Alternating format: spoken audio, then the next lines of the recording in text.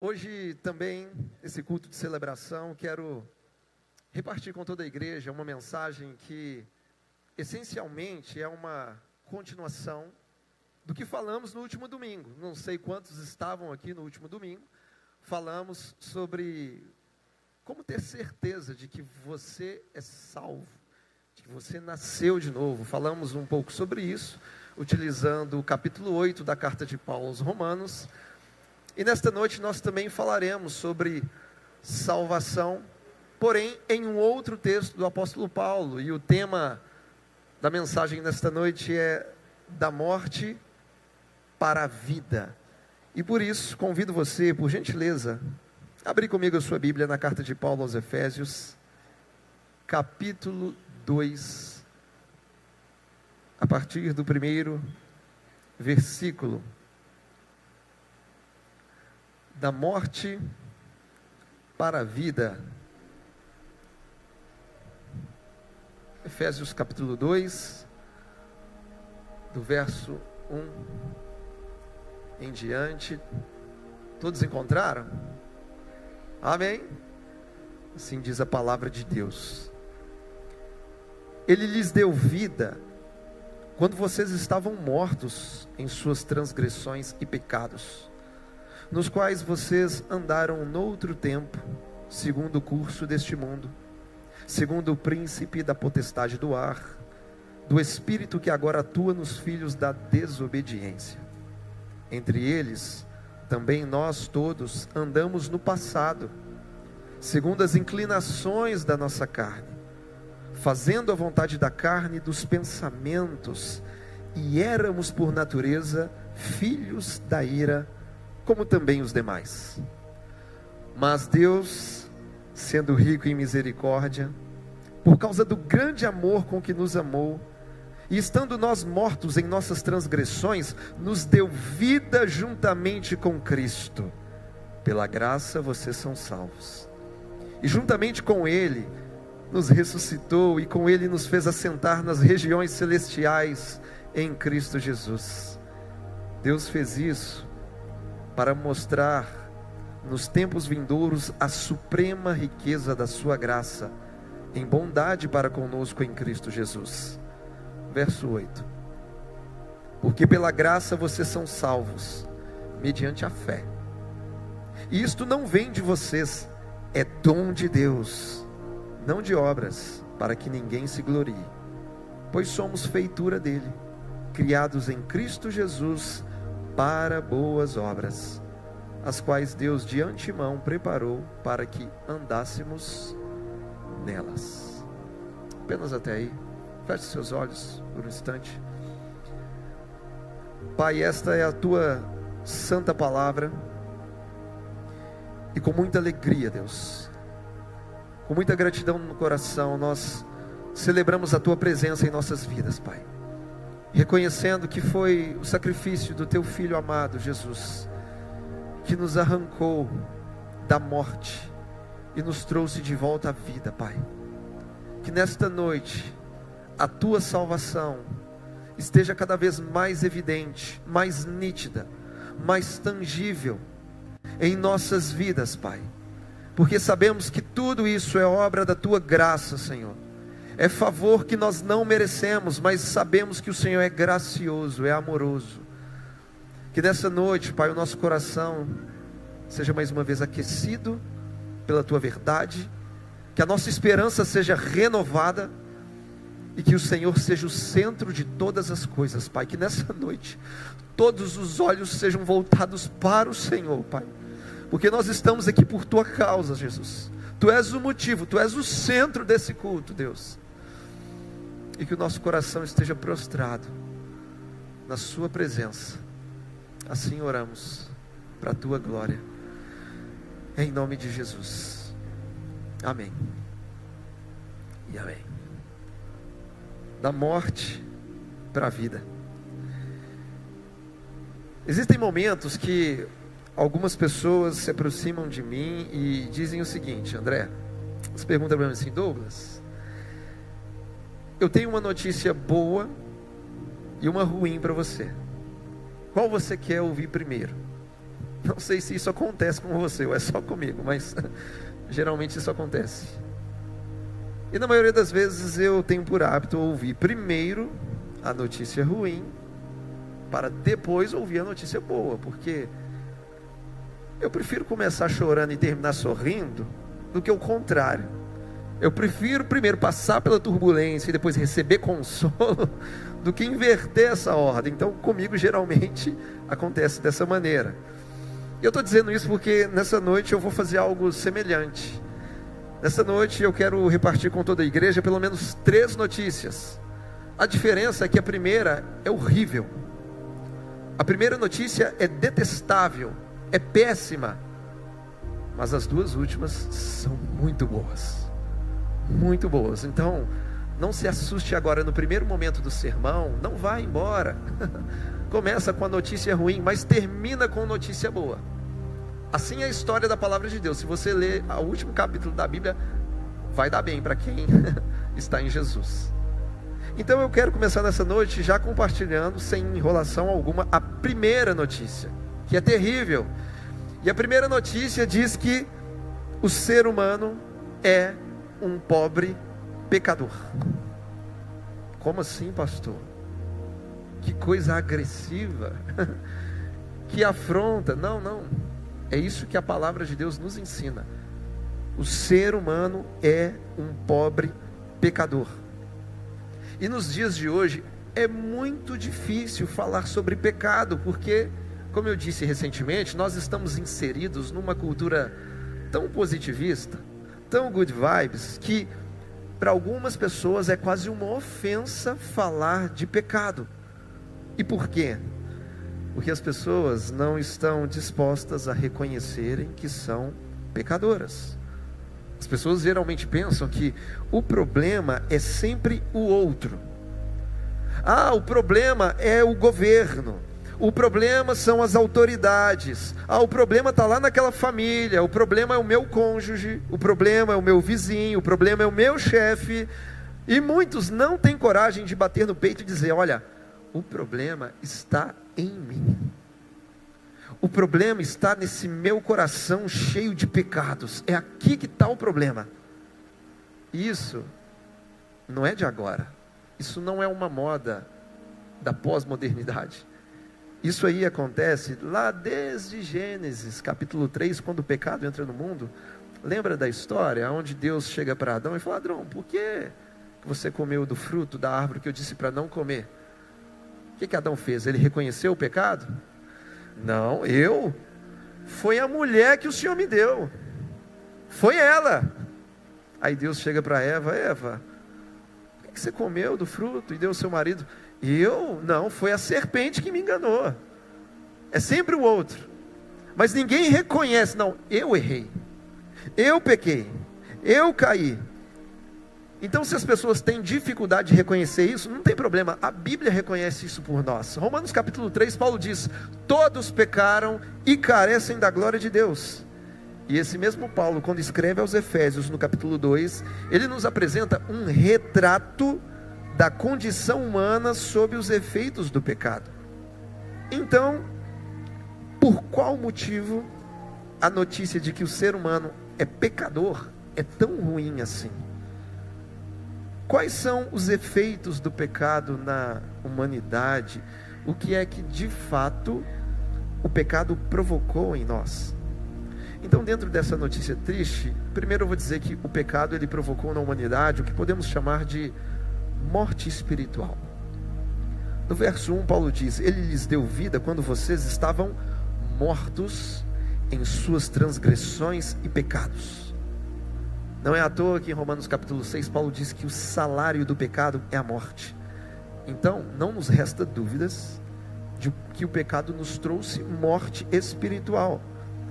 E morte espiritual é sinônimo de separação, porque o pecado fez com que o ser humano fosse separado da comunhão com Deus. Meus irmãos, nós entendemos que Deus, ele é o autor da vida, portanto, todo distanciamento do autor da vida produz morte. E foi isso que o pecado fez com a humanidade.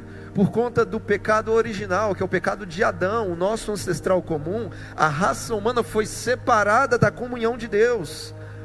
havia um abismo entre o homem pecador e o Deus santo. Portanto, morte espiritual é separação. Pois da mesma forma que morte física separa o corpo da alma, a morte espiritual separa o homem de Deus. Por isso, depois do pecado de Adão, o mundo se tornou uma espécie de cemitério cheio de pessoas espiritualmente mortas. Talvez alguém possa pensar assim: ah, pastor, mas como que eu estava espiritualmente morto se eu vivia a minha vida normalmente? Que história é essa que eu estava espiritualmente morto se eu vivia trabalhando, estudando, comendo, dormindo? Aí que está o X da questão. Sem Cristo, você não estava vivendo. Sem Cristo, você estava apenas existindo. Você estava espiritualmente morto em seus próprios pecados. Então essa notícia de que o homem é pecador, nós entendemos que isso trouxe na humanidade morte espiritual. Mas não para por aí. Além de morte espiritual, o pecado nos fez triplamente escravos. Ser escravo já é ruim. Agora imagina ser escravo 3 vezes. Como assim ser escravo 3 vezes? Primeiro, nós éramos escravos do mundo. E aqui na igreja nós já aprendemos que mundo aqui não se refere ao planeta Terra, mas um sistema maligno, um sistema antideus, um sistema corrompido. Portanto, éramos escravos desse sistema. Os padrões injustos, egoístas, desumanos, eles governavam os nossos pensamentos. Então, éramos escravos do mundo, éramos escravos de Satanás, porque conforme diz Paulo, nós andávamos segundo o príncipe da potestade do ar, segundo o espírito que atua nos filhos da desobediência. E nós sabemos que o diabo é o patrono dos desobedientes. Ele foi o primeiro a se rebelar contra Deus e induzir o ser humano a fazer o mesmo. E Paulo diz que Satanás, ele atua, ele age nos filhos da desobediência. Ou seja, Satanás e os seus demônios, eles atuam, manipulam, induzem, seduzem, influenciam todo aquele que não é filho de Deus. Isso é escravidão. Escravos do mundo, escravos de Satanás, e como falamos no domingo passado, escravos da carne, porque andávamos segundo as inclinações da nossa carne, e nós já aprendemos que carne aqui significa natureza humana corrompida pelo pecado. Então essa natureza pecaminosa gerava em nós um impulso interior para fazer o mal. Essa terrível natureza pecaminosa nos induzia a desobedecer a Deus com o nosso corpo e com os nossos pensamentos. Então estávamos totalmente depravados. Todas as áreas da nossa vida estavam afetadas, a nossa razão, as nossas emoções, a nossa volição, ou seja, a nossa vontade, tudo contaminado pelo pecado. Então o pecado nos fez triplamente escravos. Agora, além de morte espiritual, além de uma tripla escravidão, tem algo pior. O pecado nos trouxe condenação e juízo. E essa condenação e juízo nos colocou debaixo da ira santa de Deus. Porque de acordo com o texto, Paulo diz: e éramos por natureza filhos da ira, como também os demais. E aqui, meu irmão, isso aqui é terrível. Se você acha que morte espiritual é ruim, se você pensa que uma tripla escravidão é horrível, é porque você ainda não entendeu o que é estar debaixo da santa ira de Deus. O pior efeito que o pecado pode provocar na vida da humanidade é colocá-lo debaixo da santa ira de Deus. Eu já expliquei aqui algumas vezes que as pessoas pensam assim: o inferno vai ser um inferno porque Deus não vai estar lá. Não, Deus vai estar lá porque Ele é onipresente. Ele vai estar lá derramando a sua santa ira por toda a eternidade sobre aqueles que não se arrependeram dos seus pecados. Por toda a eternidade. Porque nós cristãos não cremos na aniquilação do corpo, da alma. Você não vai parar de existir num certo momento.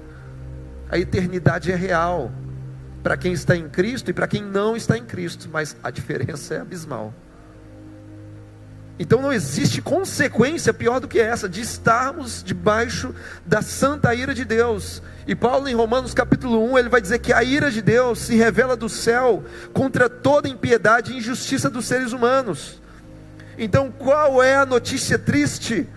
A notícia triste é que o ser humano sem Deus não passa de um pobre pecador.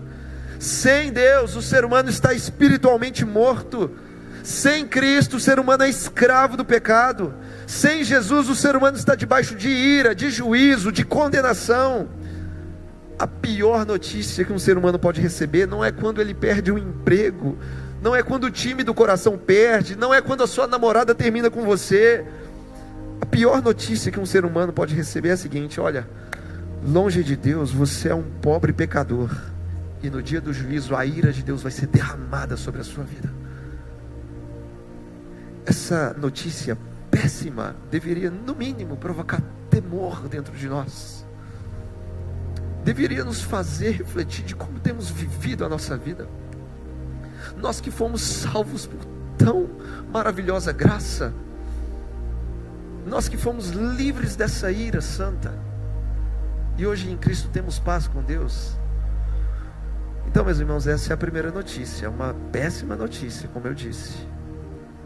Só que a mensagem, graças a Deus, não termina aqui, porque agora eu tenho duas notícias muito boas. E a segunda notícia que eu tenho para compartilhar com a igreja é que Deus é rico em misericórdia. A primeira notícia diz que você não presta. Eu também. Mas apesar das nossas imperfeições e pecados, a segunda notícia é muito boa, porque ela diz que Deus é rico em misericórdia. E sabe o que significa para nós o fato de Deus ser rico em misericórdia? Significa que se Deus é rico em misericórdia, existe esperança para aqueles que se arrependem dos seus pecados. Porque a partir do verso 4, a notícia triste termina e a boa notícia começa. E justamente no verso 4, Paulo começa dizendo: mas Deus. E esse mas é a conjunção adversativa mais abençoadora de todos os tempos. Mas Deus, Ele é rico em misericórdia. E isso muda todo o cenário. Porque às vezes alguém pode chegar para você e dizer assim: fulano, eu conheço a sua vida, viu? Eu sei o que você fez no verão passado. Eu conheço os seus erros. Eu sei que você é incapaz, que você não presta, que você é indigno. Só que hoje você está em Cristo e você responde para essa pessoa a partir do verso 4. Fala assim: tudo bem, eu sei das minhas falhas, eu sei dos meus pecados passados, mas eu também sei que Deus é rico em misericórdia. Então existe esperança para mim, existe esperança para você, existe esperança para todo aquele que se arrepende dos seus pecados e coloca sua confiança no Evangelho, na obra da cruz. Então, se a primeira notícia diz que éramos pobres pecadores, a segunda diz que Deus é rico em misericórdia. Você sabe por que Deus é rico em misericórdia? Por causa do amor dele, que é muito grande. Paulo fala isso no texto. Mas Deus, sendo rico em misericórdia, por causa do grande amor com que nos amou. Você já amou alguém e não foi correspondido? Por quanto tempo você suportaria amar alguém e não ser correspondido? Uma semana? Um mês? Um ano? Não sei se você já passou por isso, mas Deus sabe exatamente o que é isso: amar e não ser correspondido. Deus continua amando a humanidade, porém muitos ainda não corresponderam a esse amor. Por causa do amor que Deus tem por nós, Ele se compadeceu, Ele teve misericórdia, e essa misericórdia foi demonstrada na cruz do Calvário. Cristo derramou seu sangue por nós. O sangue de Jesus nos lavou dos nossos pecados. O sangue de Jesus limpou a nossa ficha. Então na cruz, Deus demonstrou repúdio pelo pecado e amor pelos pecadores. E é aqui que podemos entender o quão poderoso é o sangue de Jesus. O sangue de Jesus nos livrou da morte espiritual. O sangue de Jesus nos livrou da escravidão do pecado. E principalmente o sangue de Jesus nos livrou debaixo da ira de Deus. Então, se de um lado o pecado nos separou de Deus, o sangue de Jesus nos aproximou de volta dele. Se um dia o pecado trouxe morte, o sangue de Cristo nos trouxe de volta à vida. Se o pecado havia nos escravizado, o sangue de Jesus nos colocou em liberdade. E se o pecado fez de nós filhos da ira, o sangue de Jesus nos tornou filhos amados de Deus. Então em Jesus temos paz com Deus, em Jesus fomos perdoados, em Jesus temos a salvação e a vida eterna. Então naquela cruz Jesus tomou o nosso lugar, levou sobre si as nossas culpas. Ele morreu a nossa morte, Ele pagou todas as nossas dívidas espirituais. Ele foi castigado e sofreu a dor de suportar a ira de Deus no nosso lugar. Então por qual motivo Deus poupou a igreja do juízo? Porque Ele é rico em misericórdia. Ah, meus irmãos, a nossa condição humana foi completamente mudada pela misericórdia de Deus, porque em Jesus nós passamos da morte para a vida.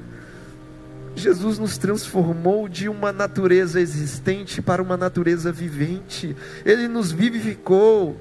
Em termos espirituais, fomos resgatados da mais profunda cova e colocados em uma posição elevada juntamente com Cristo. Então, resumindo, pela misericórdia de Deus, eu e você recebemos vida, fomos espiritualmente ressuscitados, e com Jesus nós fomos exaltados.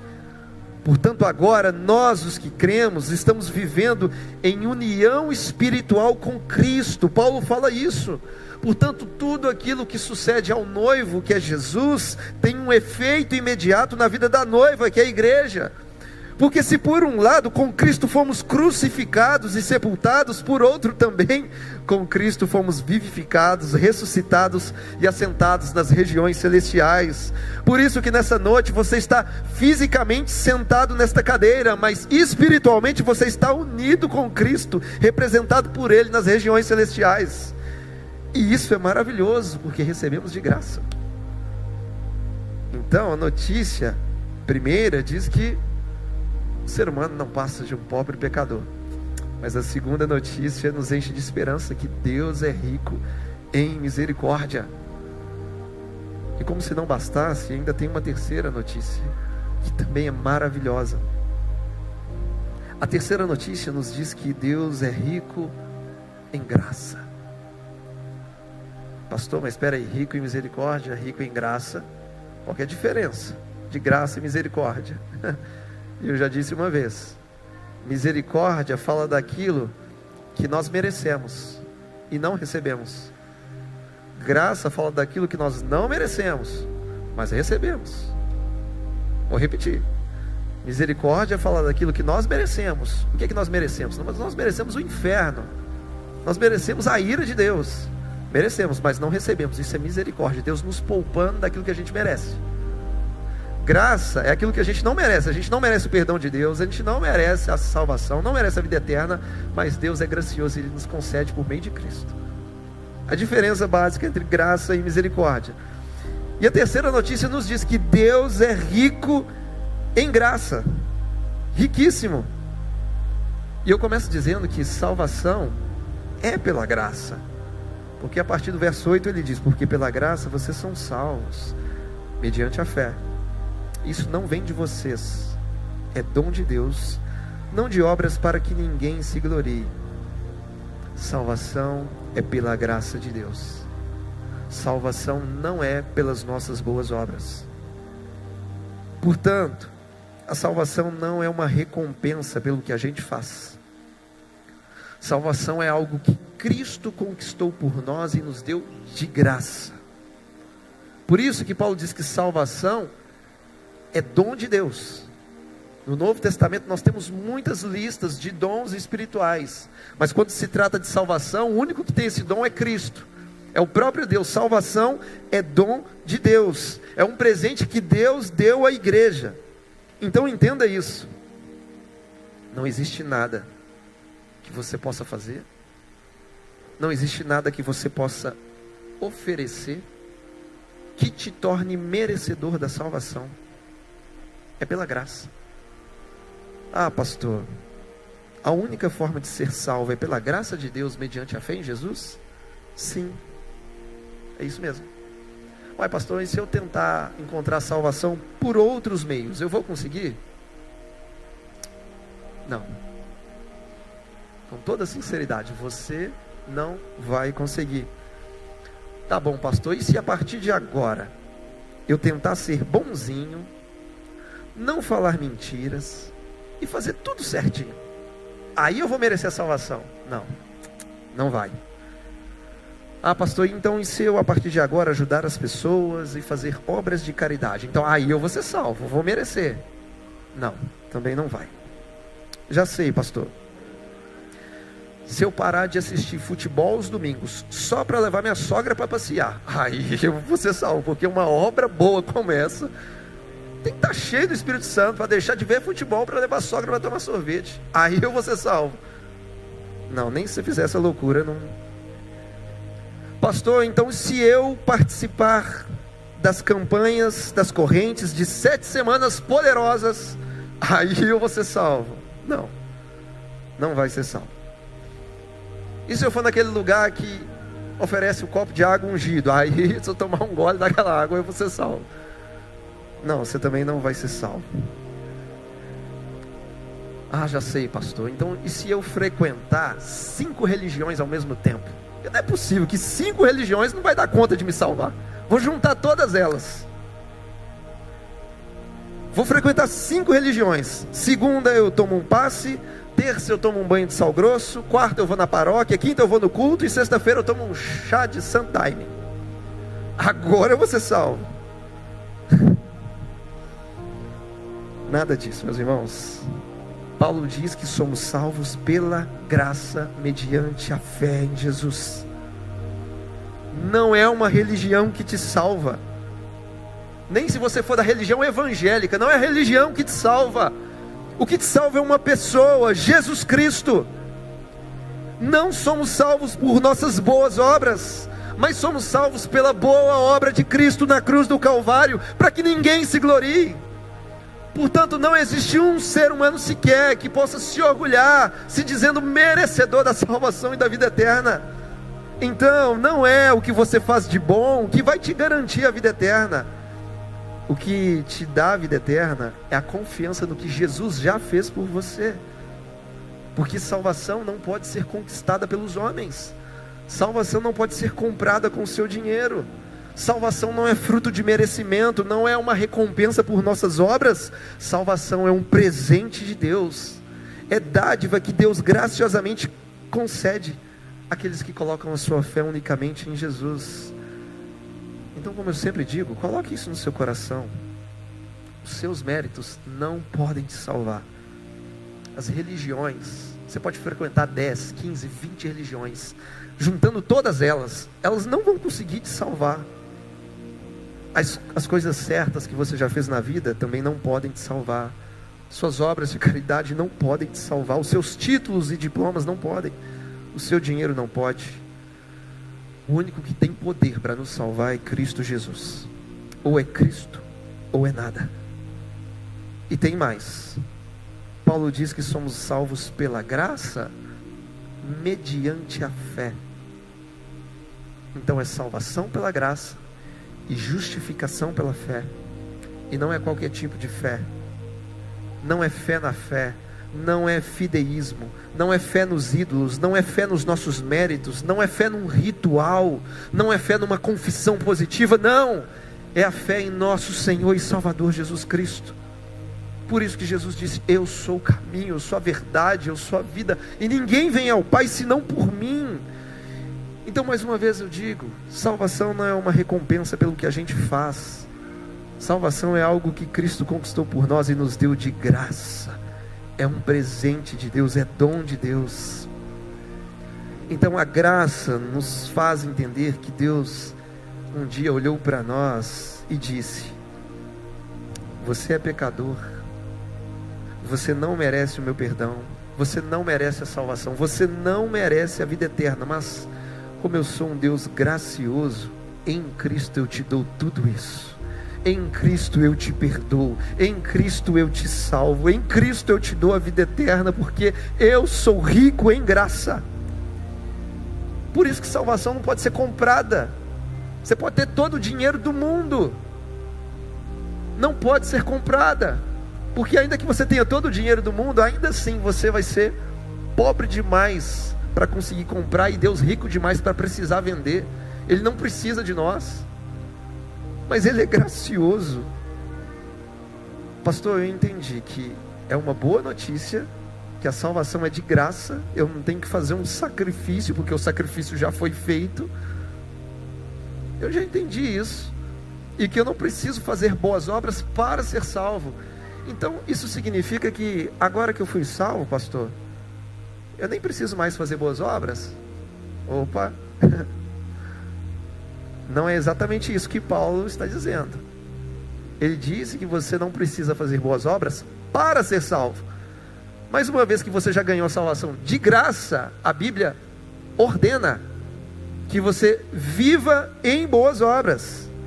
É o que Paulo nos diz no verso 10.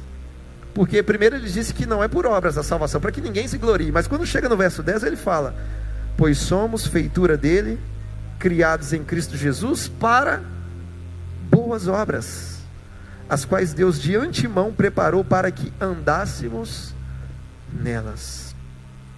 Resumindo, a causa da salvação é a graça de Deus, e a consequência da salvação são as boas obras. Portanto, eu não faço boas obras para ser salvo, eu faço porque eu já fui salvo. Não faço para ser, faço porque já sou. Portanto, a graça que nos salva é a mesma que nos conduz às boas obras. Ou seja, você é salvo pela graça, e uma vez salvo, você deve caminhar, porque Deus te fez para isso. Essa é a verdade do texto. E com essa verdade, eu quero concluir dizendo que nós dependemos dessa graça o tempo. O tempo todo nós dependemos dessa graça de Deus. E eu quero rememorar com vocês essas 3 notícias.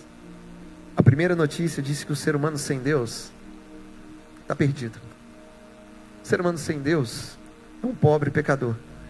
E será que essa é uma notícia ruim? Sim, é uma notícia terrível, porque se o ser humano não se arrepender de seus pecados, um dia ele vai experimentar a santa ira de Deus. A segunda notícia diz que Deus é rico em misericórdia, e essa misericórdia nos traz esperança, porque existe perdão para quem se arrepende dos seus pecados.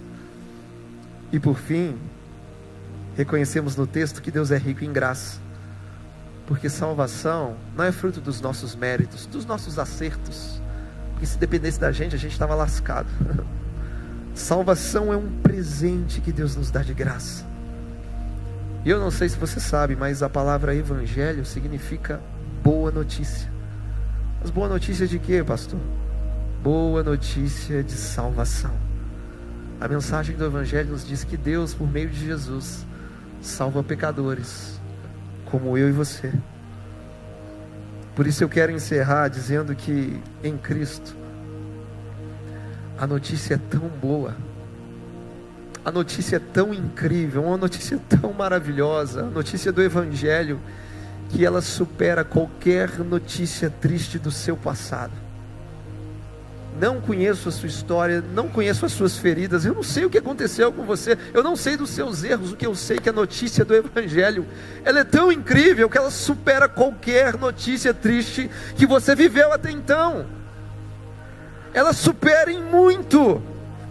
É uma notícia maravilhosa, uma notícia graciosa. Portanto, essa noite, receba essa boa notícia, creia nessa boa notícia, creia no evangelho, e você hoje ainda pode passar da morte para a vida.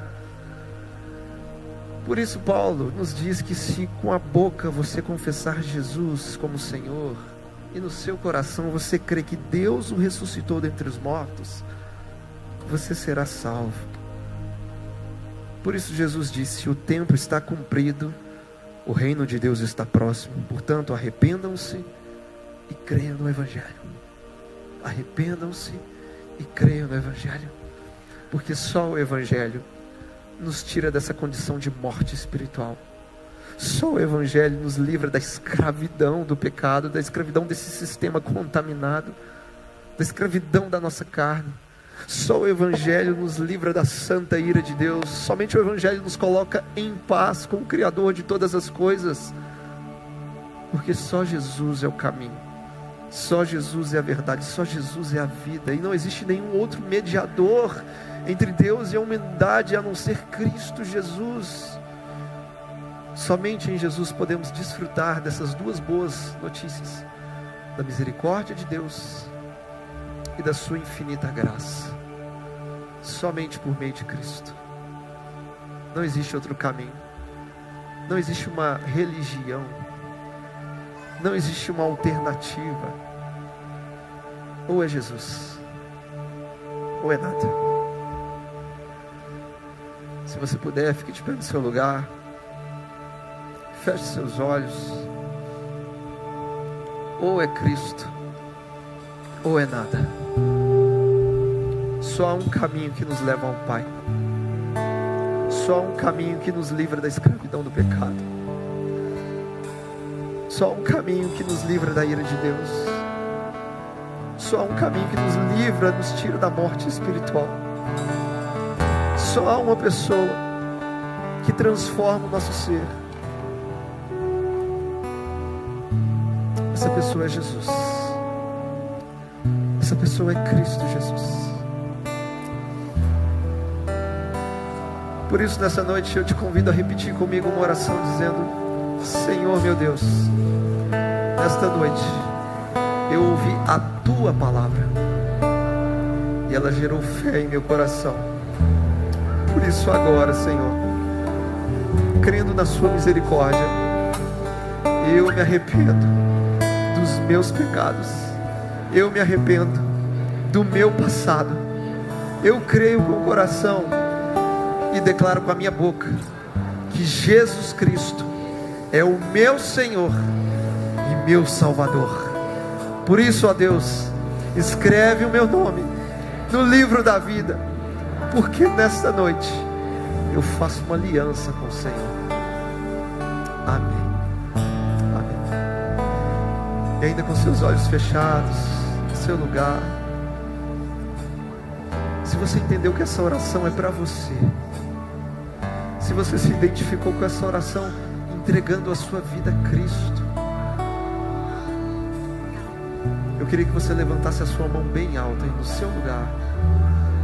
Se você entende que essa oração é para você, aonde Jesus faz tudo novo em seu coração, aí no seu lugar, eu vejo mãos levantadas. Pai, eu quero te agradecer por cada vida, Pai, que ergue a sua mão, por cada oração feita com sinceridade, que cada vida possa experimentar um novo nascimento, a regeneração do Teu Espírito essa noite, Pai, e que o Senhor venha abraçar esses corações com a Tua graça salvadora, Pai. É nessa noite onde o Senhor tira vidas de uma escravidão do pecado, da morte espiritual, e concede a elas a verdadeira vida que nós só encontramos no Senhor, Pai, porque Tu és rico em misericórdia, Tu és rico em graça, Pai. Sabemos que o Senhor nos amou de tal maneira que nos deu o Seu único Filho, e é por meio do Teu Filho, Pai, que hoje nós temos acesso à vida eterna e à salvação. Portanto, nessa noite nós abençoamos, Pai, a vida dos nossos irmãos, das nossas irmãs. Que o selo do Teu Espírito esteja presente nessas vidas, Pai, e que dia após dia elas possam crescer em graça, em sabedoria, trilhando o caminho do Teu Evangelho, o caminho de cruz, Pai, desfrutando da comunhão com a Tua igreja, Deus, até o dia em que o Senhor virá para nos buscar, Jesus. Portanto, nessa noite nós oramos, nós abençoamos essas vidas para a Tua glória, em nome de Jesus. Amém. Nós temos paz com Deus. Vamos adorar o Senhor. Paz com Deus. Temos paz com Deus. Por meio de Cristo. Nós temos paz com Deus. Paz com Deus. Paz com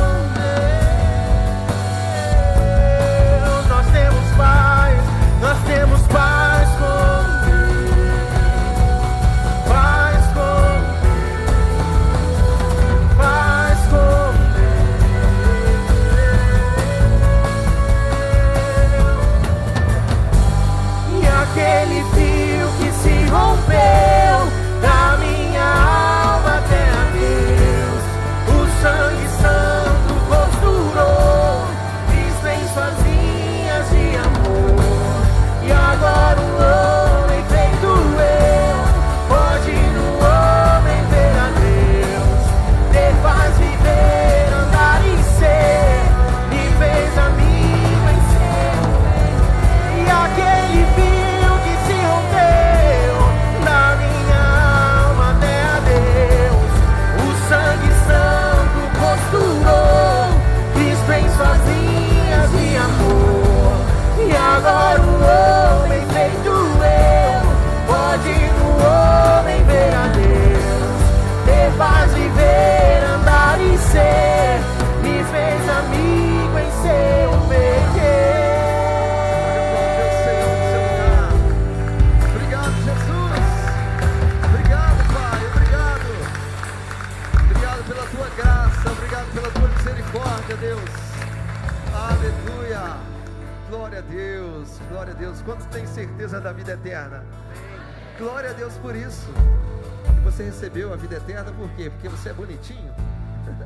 Cheirosinho? Porque você é bonzão? Não, porque Jesus é bom. Porque Deus é bom. Porque Ele é misericordioso. Porque Ele é gracioso. Foi por isso que recebemos a vida eterna e a salvação. E agora que você é salvo, você entende que você foi criado para andar em boas obras. Você já é salvo, então agora você pode fazer obras de caridade, você pode ajudar quem precisa, porque você já é salvo. O salvo se comporta dessa maneira, ele não se comporta de forma diferente. Então você já é salvo, caminhe em boas obras. Você já é salvo, ajuda quem precisa. Já é salvo, deixa de ver o futebol, leva a sogra para tomar sorvete, faça boas obras. O que você tem é forte, né? Você já tem o Espírito Santo, então você agora pode caminhar em boas obras, para a glória de Deus Pai. Amém, meus irmãos? Que o amor do Pai, a graça de Deus Filho e que a comunhão do Espírito Santo seja sobre a toda a igreja até a volta de Jesus. Deus abençoe vocês, excelente semana, e não se esqueça, domingo que vem, culto de ceia, culto de Páscoa, espero todos vocês.